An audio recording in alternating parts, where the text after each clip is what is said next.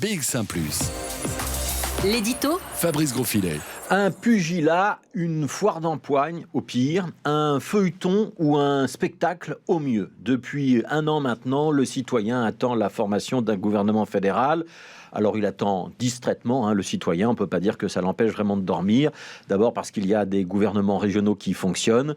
Ensuite parce que le Covid-19 a permis de mettre sur le devant de la scène un conseil de sécurité, une nouvelle formule qui associe fédéral et région, qui donne l'impression de plus ou moins gérer les choses, en tout cas de combler le vide, de faire le job en décidant de confiner ou de déconfiner.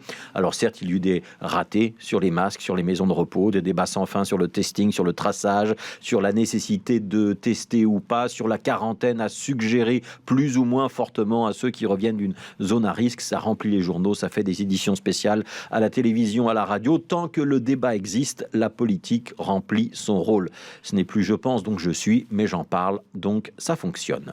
9 ministres de la Santé, c'est peut-être trop, mais qu'est-ce qu'il faut refédéraliser ou régionaliser, regrouper ou responsabiliser, concentrer ou coordonner?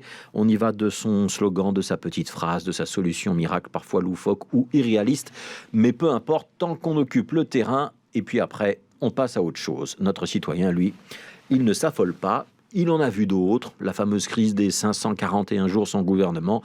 C'est pas parce qu'il y aurait une vacance du pouvoir qu'il s'empêchera de penser à ses vacances.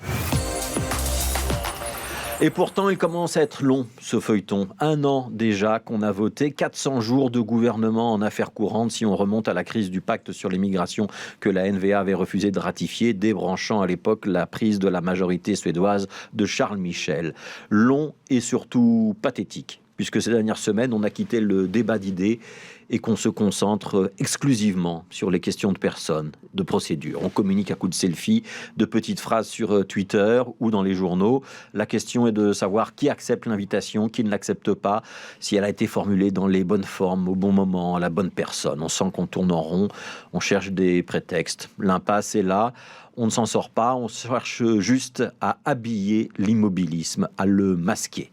L'intrigue n'avance plus, les personnages sont devenus leur propre caricature, on joue la personnalisation à outrance, tout est surjoué.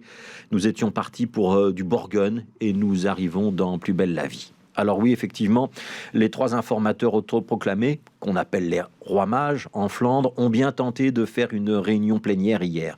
Et oui, aussi, Maxime Prévost, même s'il s'en défend, a bien dit qu'il viendrait avec des réserves et à la condition explicite que Conor Rousseau soit là aussi.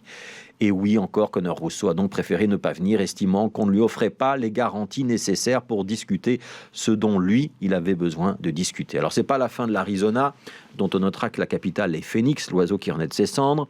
D'autres contacts sont annoncés pour aujourd'hui. Nouvelle réunion plénière pourrait être tentée en fin de semaine. Et puis, si ça ne marche pas, eh bien, il faudra bien passer à autre chose. Mais après la coalition PS-NVA, après la coalition Miroir des régions, après l'Arc-en-Ciel, la Vivaldi, la Petite Vivaldi, la 77, la 76, la tripartite classique, maintenant l'Arizona.